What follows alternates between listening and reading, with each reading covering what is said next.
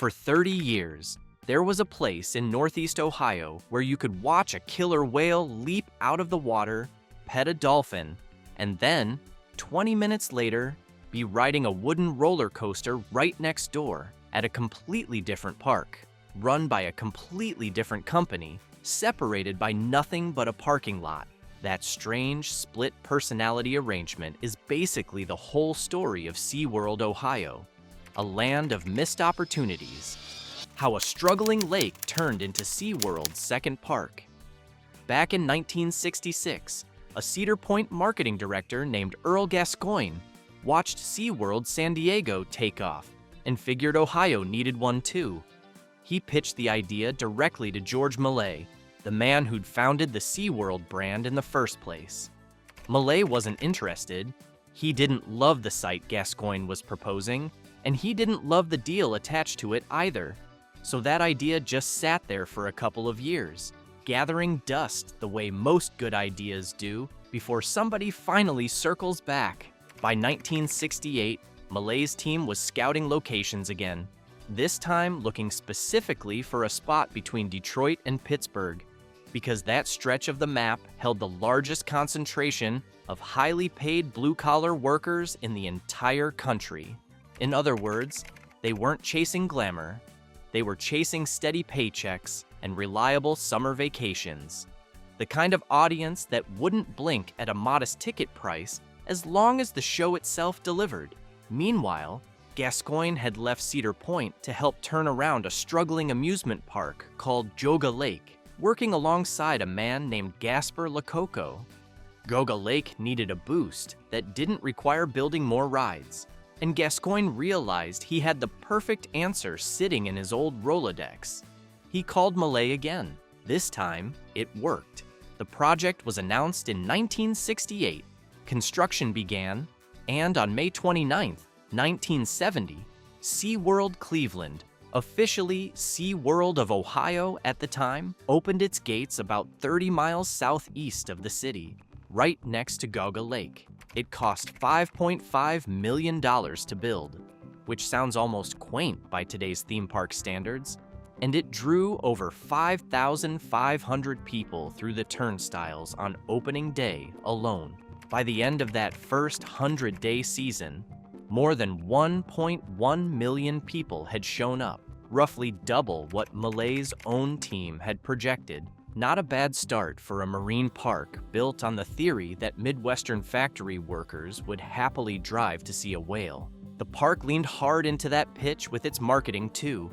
Its slogan for years was, "The ocean is closer than you think," a line that, if you think about it for more than a second, is a slightly odd thing to advertise from a landlocked state roughly 400 miles from the nearest coastline.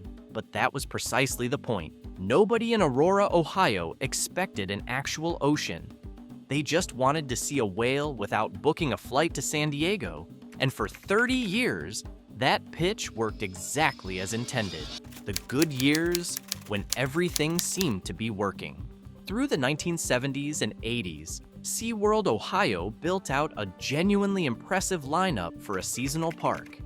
There was a Japanese village where costumed pearl divers performed for crowds, a trout fishing pond where guests could cast a line themselves, a Hawaiian punch village serving tropical drinks, and eventually Dolphin Cove, Shark Encounter, and Penguin Encounter. All fairly standard SeaWorld fare, but well executed and, by most accounts, genuinely well landscaped. The park won awards for its grounds. It had its own Captain Kidd's World play structure with a ball pit, later replaced by the multi-story Shamu's Happy Harbor climbing structure in 1992. There was even a carnivore park with animatronic dinosaurs for a brief stretch in the late 90s, presumably added on the logic that if Jurassic Park could sell tickets, so could a couple of robotic velociraptors next to a dolphin tank. Some of the smaller exhibits are the kind of thing you only remember if you actually went, but they filled out the park nicely. There was a small alligator pen with 3 resident gators and an overlooked bridge, a Japanese deer park where guests could feed fallow and seek a deer by hand, and a sea lion and seal community pool where visitors could buy fish and toss it to the animals directly. None of it was flashy. All of it added up to a park that felt genuinely full, even without a single roller coaster anywhere on the property. The park also leaned into live entertainment beyond the animals. The Tommy Bartlett Water Ski Show ran at the ski stadium along the lakefront starting in 1971. Later rebranded a few different ways over the decades, including a Baywatch-themed version once that show became a cultural phenomenon in the 90s. There was a Wild Wings bird show, an all-star Mutts performance, and a Canadian lumberjack show, because apparently no self-respecting theme park complex of that era felt complete without a man competitively chopping logs in front of bleachers full of tourists. By the 1990s, the park had also added the World of the Sea Aquarium, a triquarium housing a wide range of fish species, along with Patagonia Passage in 1996, a habitat for Commerson's dolphins and Magellanic penguins that gave the park a slightly more exotic flavor than the usual bottlenose and orca lineup. And in 1997, SeaWorld Ohio quietly picked up a genuine bragging right within the entire SeaWorld corporate family. It was the very first park in the chain to debut Pirates 4D, a splashy special effects theater show starring Leslie Nielsen as the blundering Captain Lucky and Monty Python's Eric Idle as his hapless first mate. The show wouldn't reach Busch Gardens Williamsburg until the following season and other sister parks after that. For once, the Ohio park wasn't playing catch-up to its siblings in Florida, Texas, and California. It was actually first in line. The oddity of running a seasonal whale park. Here's something genuinely strange about SeaWorld Ohio that a lot of people don't realize even if they grew up going there. Because the park only operated from roughly May through October, its orcas didn't actually live there year-round. Ohio winters are not exactly ideal orca habitat, so several of the whales performing at the Aurora Park spent their summers in Ohio, and their winters shipped back to SeaWorld San Diego, then were transported right back the following spring, year after year. Whales like Katina and Kasatka, both captured off Iceland in the late 1970s, spent parts of the early 1980s doing exactly that commute. Summers in Ohio, winters in California, back and forth, before Katina was finally transferred permanently to SeaWorld Orlando around 1984. Another whale named Candu made the same seasonal trip in the early 1970s and again in the early 1980s. A young orca named Kayla, born in captivity in San Antonio in 1988, was transferred to Ohio in 1991 for a stretch before eventually heading back south again. It's an almost absurd image once you actually picture it. A killer whale being crated up and trucked or flown across the country twice a year like seasonal holiday inventory, purely because the business model required warm weather and Ohio only offered about 5 months of it. It's worth pausing on that for a second, because it's such a specific, uniquely Ohio problem. San Diego, Orlando, and San Antonio never had to think about winterizing their orca stadiums, because their whales simply lived there year-round in climates that never froze over. Aurora, Ohio, sitting comfortably in a state that gets real snow, real ice, and real sub-freezing winters, had built an entire attraction around an animal that flatly could not survive its own local climate for half the calendar year. Every other SeaWorld location solved the keep the whale alive problem once, permanently. Ohio had to solve it every single autumn, which meant budgeting every year for the logistics of moving multi-ton animals across state lines like seasonal freight rather than permanent residents. The boat that crashed into the crowd. Not every SeaWorld Ohio story is a quirky footnote. On August 17, 1996, during a performance of the Baywatch ski show at the Lakefront Ski Stadium, an 18-foot motorboat suffered a mechanical failure and plowed directly into the audience seating. 22 people were injured. The victims ranged in age from just 2 years old to 78, and 4 of them were left in critical condition. For a show built around speed, spray, and stunt skiing, it's about the worst possible outcome. The danger wasn't supposed to be sitting in the bleachers. It's a jarring reminder that even the safe side of the park, the side without roller coasters, without loops, without anything resembling action park-style thrill engineering, still had genuine risk built into it, just wearing a different costume. A malfunctioning boat doesn't care whether it's part of a water ski show or a runaway coaster car. It's also a useful corrective to the assumption that runs underneath a lot of this story, that the non-compete clause somehow made SeaWorld Ohio the safe park compared to whatever thrill rides were happening next door. Risk in an amusement complex doesn't disappear just because the attraction involves an animal show instead of a steel track. It just changes shape. A speedboat doing tricks for a crowd of 4,000 people is still a speedboat, with an engine that can fail exactly like any other piece of machinery on the property, and a stadium full of families sitting a few feet from open water is exposed in ways a fenced-off coaster queue simply isn't. The photographs of what was left behind. Long after the park itself was gone, one former employee gave the internet a strange, haunting look at what remained.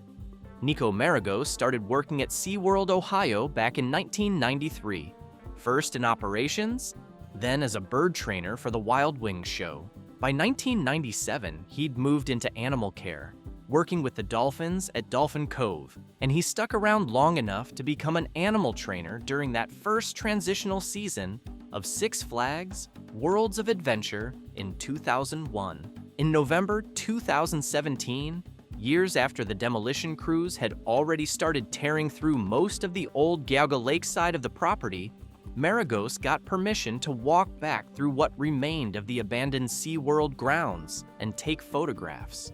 He posted more than 36 of them to Facebook, pairing old promotional shots against the crumbling, overgrown reality of the same locations decades later. Cracked stadium seating, drained pools, rusted signage half swallowed by weeds. The post went viral, racking up thousands of shares and comments from people who'd grown up visiting the place. As you can see from the comments people are posting, Maragos said afterward, it's still very much talked about and missed. That's really the emotional core of this whole story. A park doesn't have to still be standing to matter to the people who spent their childhood summers there. SeaWorld Ohio was gone in any physical sense well before most of those commenters even realized it. Replaced first by a stripped-down amusement park, then by a water park, then eventually by nothing but flattened dirt waiting on a housing development. And yet the emotional footprint outlasted every version of what physically replaced it.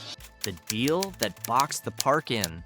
Here's where the missed opportunities part of this story really starts to take shape, and it goes back to the very beginning. When SeaWorld signed on to build next to Geauga Lake in 1970, the two parks entered into a non-compete agreement. Geauga Lake agreed to stay out of the animal exhibit business, and in exchange, SeaWorld agreed not to add roller coasters or major water rides of its own. On paper, it probably looked like smart, neighborly cooperation. Two attractions sharing a parking lot without stepping on each other's toes. In practice, it meant SeaWorld Ohio spent its entire 30-year existence artificially capped. It could add theaters, it could add motion simulators, eventually, like the Mission Bermuda Triangle ride that opened in 2000 near the very end of the park's life. It could add playgrounds and shows and more elaborate animal habitats. What it could never do was build the kind of big-ticket, adrenaline-driven attraction that draws repeat visits and headlines in trade magazines. Meanwhile, right next door, Geauga Lake kept adding coasters throughout the 90s under new ownership, eventually rebranding itself as Six Flags Ohio for the 2000 season with 4 brand new roller coasters added specifically to compete in that arena. So you had two parks sharing one property line, each one deliberately handcuffed to protect the other's business, which is a fascinating arrangement right up until the moment it stops making financial sense for one of the parties. And by the early 2000s, it stopped making sense for Busch Entertainment, SeaWorld's corporate parent. The competitive restriction that had once looked like a clever peace treaty had become a growth ceiling. Nobody could break through without a completely different ownership structure. It's worth sitting with just how unusual that setup really was in the broader theme park industry. Competing parks generally either coexist as genuine rivals, fighting over the same regional customer base with dueling coasters and dueling marketing budgets, or one of them eventually gets bought out and absorbed. SeaWorld Ohio and Juga Lake did neither for 3 straight decades. They just quietly agreed not to compete at all, carving up the entertainment categories between themselves, like 2 neighbors who'd settled a property dispute by building a fence and never speaking of it again. It kept the peace. It also guaranteed that neither park would ever become the single best version of itself. The sale and the promises that came with it. On January 10, 2001, Six Flags announced it had reached a deal to buy SeaWorld Ohio from Busch Entertainment for $110 million. This solved the non-compete problem instantly because now the same company owned both properties. Six Flags merged the marine park with the neighboring 520-acre Six Flags Ohio, plus a nearby campground and hotel, to create a combined 750-acre property with a new name, Six Flags Worlds of Adventure. The new park was split into 3 zones sold under one gate price: wildlife, covering the old SeaWorld grounds, wild rides, the former Goga Lakeside with all its coasters, and Wild Slides, a 10-acre water park. Notably, the orcas and dolphins themselves weren't actually part of the sale. SeaWorld kept its animals, and the orca show at Worlds of Adventure had to be rebuilt almost from scratch, initially replaced with dolphins borrowed from Six Flags Discovery Kingdom in California, until a new orca named Shuka arrived on loan from a park in France. And this is where the Missed Opportunities title really earns its keep. Six Flags. President Gary Story stood up and announced a genuinely ambitious 5-year plan for the property. A submarine-themed attraction, a volcano feature, a rainforest exhibit, and even a monorail system to move guests around the sprawling 750-acre site. It sounded like a legitimate attempt to build something nobody else in the Midwest had. Attendance in that first combined season did jump from 1.7 million the year before up to 2.7 million. A real, tangible increase. It just came in under the 3 million guests Six Flags had been hoping for internally, and that gap between good and what we promised investors ended up mattering more than it probably should have.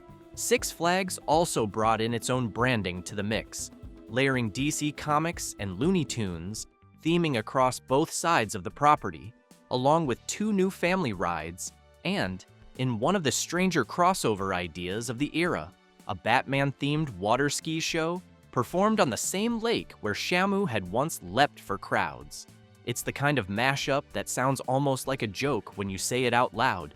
Batman on water skis at a former killer whale park.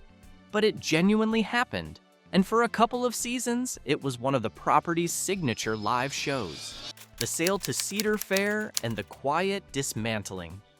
None of those 5-year plans got very far. On March 10th, 2004, barely 3 years after buying the place, Six Flags turned around and sold the entire 750-acre property to Cedar Fair, the operator of Cedar Point up in Sandusky, for $145 million.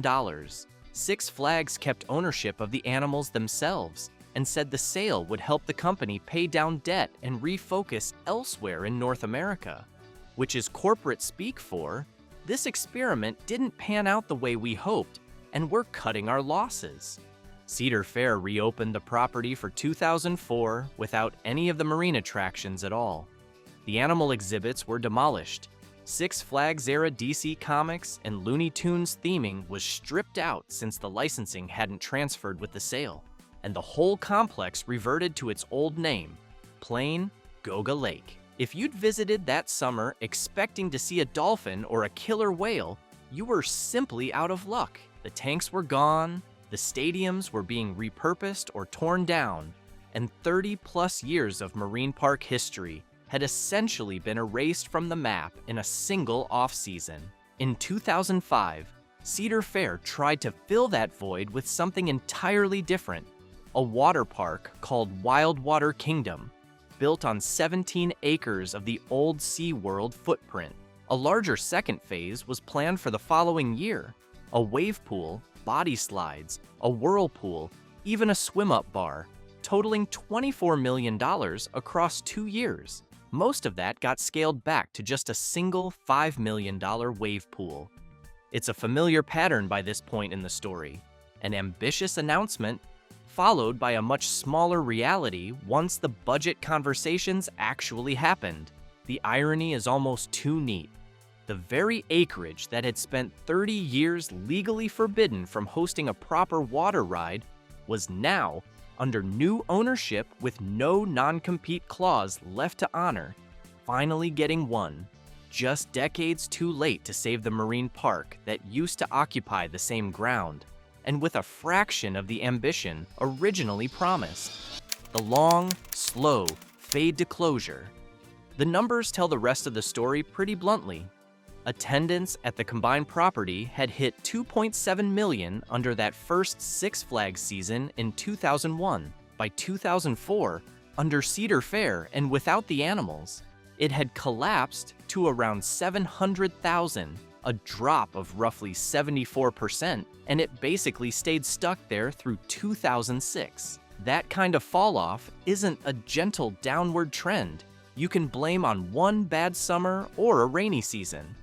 It's the sound of a core attraction being surgically removed from a property that had spent 30 years building its entire identity around it. After that season, Cedar Fair pulled 2 of the property's roller coasters, X-Flight and Steel Venom, along with the Bel Air Express monorail, shortened the operating calendar to just 101 days, and cut the Halloween event entirely. Then, on September 21st, 2007, Cedar Fair announced the amusement park side of the property would close for good after that season, leaving Wildwater Kingdom as the sole survivor going into 2008. Dick Kinzel, Cedar Fair's president and CEO at the time, said plainly that the water park had become the property's most popular piece, and that a standalone water park made more sense for drawing a local crowd than an entire theme park complex ever had. It was a pragmatic decision, and probably the right one given the numbers. It was also a quiet admission that the grand, 3-zone, 750-acre Worlds of Adventure vision from just 6 years earlier had shrunk down to a single waterslide park, serving its immediate neighborhood. Wildwater Kingdom hung on for almost another decade after that, a strange, quiet remnant of everything that had come before it. No more coasters, no more orcas, no more submarine or volcano attractions that never got built in the first place. Just water slides sitting on land that used to house Shamu Stadium. On August 19, 2016, Cedar Fair announced it wouldn't reopen for 2017. The water park closed for good on September 5, 2016, after 11 seasons. Demolition crews moved in during November of 2017, and by August 2020, ground was broken on the same acreage for a mixed-use development, homes, retail space, and parkland, the kind of project that shows up on land once a theme park's economics stop working out. Somewhere in the gap between 5,500 people showed up on opening day in 1970, and developers are breaking ground on townhomes in 2020, sits an entire arc most Ohioans lived through without ever fully connecting the dots. A marine park that outgrew its own contractual cage, got handed a genuinely exciting 5-year plan by new owners, Watch that plan quietly evaporate within a single ownership cycle and finally dissolved into a suburban housing development. A submarine ride and a monorail system would have been something. Instead, the property's most enduring legacy might just be the fact that, for a few decades, you really could watch a killer whale and ride a roller coaster on the very same afternoon without ever leaving the parking lot.